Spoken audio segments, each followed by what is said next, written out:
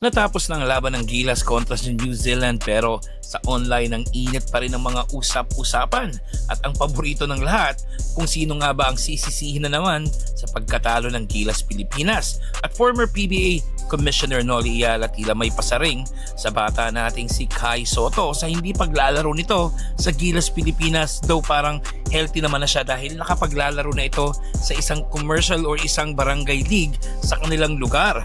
Hindi na nakaligtas syempre ang ating GOAT import na si Justin Brownlee dahil sa tila mababang performance nito kontra New Zealand kagabi at tila ang dami na naman naging coach at analyst dito sa Pilipinas dahil nga sa nangyaring yon. Pero tingnan natin by the numbers and the stats kung sino-sino nga ba talaga ang nag-excel at kung sino-sino rin naman ang hindi nabigyan ng pagkakataon. Okay, pag-usapan muna natin yung tila parinig ni former PBA Commissioner Noli Ayala sa bata natin si Kai Sotto, which he shared a video about Nikola Jokic. Here's the tweet. Sabi niya, "Here's the GOAT of Serbian basketball and one of the best players in the world playing in the World Cup qualifier game when perhaps he does not have." So perhaps Kai Sotto can learn a thing or two from this. So parang sinasabi niya na si Nikola Jokic isang established na NBA player, captain or main guy ng Serbian national team, naglalaro pa rin kahit hindi niya na kailangang maglaro doon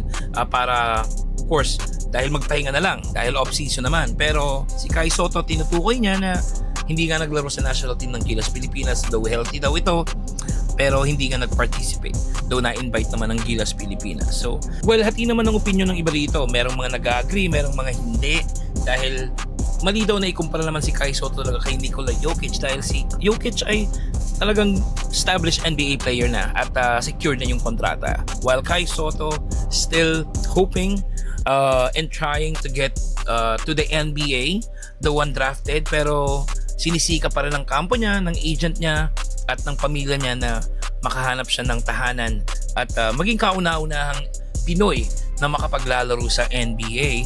So may mga rason siguro, may mga factor kung bakit ganon, kung bakit hindi naglaro si Kai, pero malay natin, hopefully next or sa mga susunod na window ay makita natin muli si Kai Sotto na i-represent ang Pilipinas. Pero sa ngayon, sino ba tayo para i-judge naman kahil may mga kanya-kanya naman talagang desisyon ang mga players na yan para sa ikabubuti ng kanilang karera sa basketball. Though bata pa naman si Kai Sotto. Pag-usapan natin yung mga players na sobrang laki ng ginawang impact sa game kagabi. Unahin na natin of course who hit the two clutch shots para ma-extend yung game sa overtime. Juan Gomez Del Llano with 23 points, KQ with 23 points, Ramos with 18 points, Tamayo with 17, Edu with 6, JB with 5, Adrientos with 5, Mike Phillips with 2.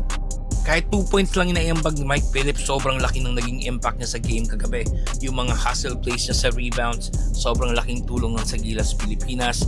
At ngayon naman, pag-usapan natin yung kay Brownlee dahil sobrang daming pumupuna sa performance ni JB.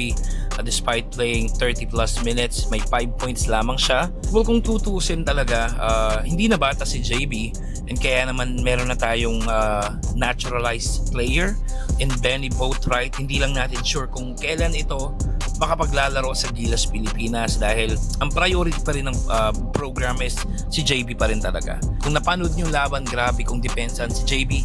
Check na. Yan ang right word na sinasabi sa mga comment sections. Na-check na ng New Zealand ang laro ni JB. Kaya din naman naka 5 points lamang siya despite playing 30 plus minutes. Pero maganda rito nakapag-adjust si Brownlee dahil meron siyang 8 rebounds and 6 assists. Hinahayaan niya yung mga batang players na sila yung mag-deliver like KQ, Tamayo, Juan Gomez, and other players natin. Kinulang lang talaga tayo sa bigs. So kulang tayo sa kasi ang lalaki ng New Zealand, lalo na yung Minenga, grabe. Tapos yung Ngatay, ang lalaki nun. So kailangan natin ng isang Kai Sotto talaga.